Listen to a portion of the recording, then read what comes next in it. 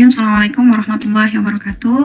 Nama saya Triana Nurhandayani bersama dua rekan saya, Hansa Hana dan Tiara Syafira, ingin menyampaikan sebuah video yang berisi tentang bagaimana kita menyiapkan sebuah pelatihan. Dan untuk video kali ini kami akan menyampaikan beberapa hal yang harus disiapkan untuk melaksanakan sebuah pelatihan public speaking. Nah, pelatihan public speaking ini dikhususkan untuk para dai muda se-Solo Raya.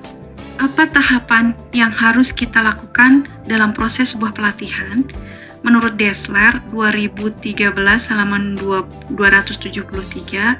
ada beberapa atau ada 5 langkah dalam proses pelatihan. Apa itu? Pertama adalah kita akan menganalisis kebutuhan pelatihan. Nah, kebutuhan pelatihan itu apa saja ketika sasarannya adalah seorang dai muda atau seorang khatib muda. Nah, di sini khatib muda itu membutuhkan keterampilan dan seni berbicara di hadapan khalayak umum.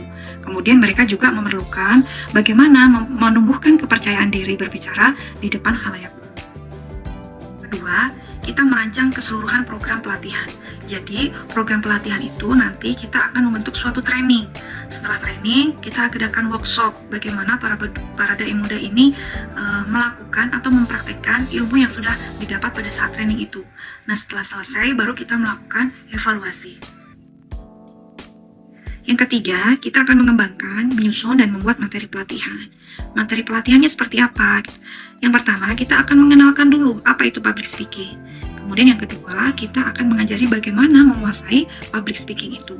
Dan yang ketiga adalah materi dasar yang akan para dai muda ini memperoleh. Yang pertama, dia mungkin akan menjelaskan ketidaksempurnaan diri. Kemudian, berbagi pengalaman mereka. Dan yang ketiga adalah mengatasi insecure mereka. Materi yang keempat adalah melakukan public speaking yang menarik. Jadi dia mulai mempraktekkan bagaimana cara mereka berbicara sehingga bisa menarik. Jadi mereka harus mempersiapkan bagaimana cara berbicara. Kemudian bahasa tubuh mereka, nada suara mereka, kemudian mengenali penonton, kemudian mengatasi ketakutannya, kemudian menggunakan slide atau presentasi kecil-kecilan yang unik, menikmati presentasi, dan belajar dari kesalahan sebelumnya. Nah, kemudian persiapan yang keempat adalah kita akan mencoba mengimplementasikan dan menerapkan program pelatihannya, yaitu dengan melakukan implementasi pelatihan dengan workshop itu tadi. Jadi setelah training, kita mengadakan workshop dan mereka akan praktek apa yang sudah mereka dapatkan di dalam training tersebut.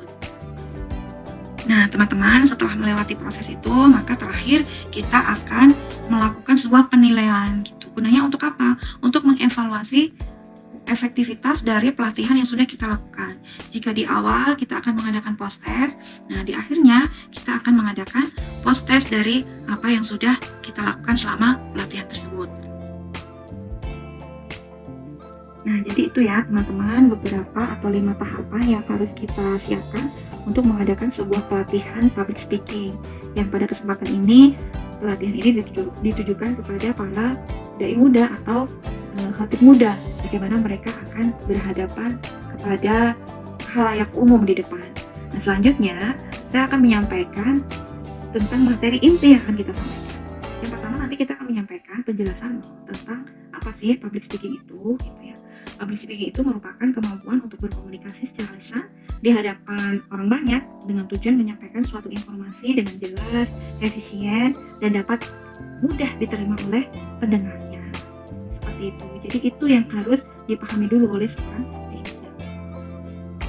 Selanjutnya, kita akan menyampaikan atau memberikan penjelasan tentang apa sih kegunaan public speaking itu, apa pentingnya kita menguasai public speaking. Nah, yang pertama, public speaking itu bisa untuk mengembangkan diri pribadi, bisa untuk mempengaruhi dunia di sekitar kita. Dan yang ketiga, bisa meningkatkan karier. Jadi itu kegunaan dasar bagaimana kita bisa menguasai sebuah public speaking. Kemudian bagaimana ketika seorang dai muda itu pertama kali tampil di depan? Pasti ada demam panggungnya. Nah, di sini kami akan memberikan tips bagaimana sih cara mengatasi demam panggung. Yang pertama, mungkin ketika berada di depan banyak orang baru pertama kali jantungnya itu terasa berdegup lebih kencang gitu. Jadi caranya kita harus tenang dulu, berpikir positif dengan cara berdamai dengan diri kita melalui kata-kata positif. Misalkan seperti ini hanya demam panggung, tenang gitu. Jadi seorang dai di depan itu harus meyakinkan dengan konsentrasi pada materi yang ingin ia sampaikan, sehingga degup jantungnya akan kemudian berdetak kembali normal secara pelan-pelan. Nah, kemudian ada lagi yang tangannya bisa bergetar dengan sendirinya. Caranya bagaimana? Yaitu salah satunya mungkin kita bisa memegang kertas dengan catatan dengan ukuran yang kecil, atau dengan membuat catatan dengan diberi alas kertas yang cukup tebal sehingga getarannya tidak terlihat. Jadi setelah menguasai diri di depan panggung dengan demam panggung itu, kemudian seorang public speaker itu harus memahami dulu karakter public speaking itu sendiri. Jadi karakter public speaking itu adalah bersifat formal, selalu direncanakan, dan ini digunakan untuk menyampaikan ide-ide kita dan audiens yang mendengar apa yang akan kita sampaikan. Itu karakternya. Jadi harus ada seorang komunikan dan ada komunikatornya. Setelah itu kita akan belajar tentang bagaimana teknik pernapasan dalam public speaking. Nah, awal-awal kita akan belajar bagaimana menarik napas. Dikeluarkan pelan-pelan melewat mulut, itu hitungannya sekitar 5-10 kali. Setelah itu, tarik napas, tahan sebentar, keluarkan pelan-pelan lewat mulut 5 kali, 5-10 kali hitungan. Begitu terus. Jadi teknik pernapasan ini penting karena akan menjadi sebuah mengatur intonasi yang akan kita sampaikan. Suara kita itu intonasinya sampai berapa panjang dan lebar seperti itu. Nah, setelah belajar teknik pernapasan, nanti kita juga akan menyampaikan beberapa teori dasar untuk memulai dan mengakhiri suatu pembicaraan. Jadi penting, awalan itu bagaimana, tengahnya bagaimana, kemudian isinya bagaimana, kelanjutannya bagaimana, dan penutupannya bagaimana, itu penting. Tekniknya itu juga perlu dipelajari. Nah, kemudian kita akan melatih logika kita berbicara. Yang pertama adalah seorang public speaker harus bisa memberikan alasan yang tepat untuk sebuah argumen yang telah disampaikan. Jadi seorang public speaker itu dia harus bisa bertanggung jawab terhadap argumen yang disampaikan. Kemudian yang kedua, menghindari lompatan logika. Jadi ketika kita awalnya berbicara masalah pemandangan, kemudian selanjutnya berbicara tentang masalah bengkel gitu. Jadi kan melompat, pemahamannya melompat, logikanya melompat. Itu hindari. Jadi seorang public speaker itu harus bisa runut ketika kita akan menyampaikan sebuah pemahaman.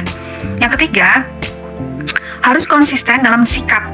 Jadi seorang public speaker itu harus memiliki sikap yang konsisten dengan pendapat awal hingga akhir. Jadi konsisten, tidak berubah-ubah. Di awal bilang A, nanti terakhir bilang C. Nah, itu harus dihindari.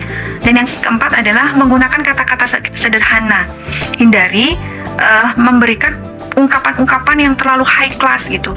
Maksudnya ucapan-ucapan yang sulit dimengerti di kalangan umum gitu. Jadi hindari itu. Harus memakai kata-kata yang sederhana sehingga seorang public speaker itu mudah dipahami apa yang disampaikan. Yang terakhir adalah kita seorang public speaker itu harus bersikap tenang gitu ya. Jadi ketika kesal tidak boleh kemudian diungkapkan gitu. Dan kekesalan itu dilarang ketika kita berbicara di depan halayak umum. Nah, kemudian yang terakhir adalah kita harus memperhatikan beberapa hal dalam sebuah public speaking. Yang pertama adalah suara dan cara kita berbicara.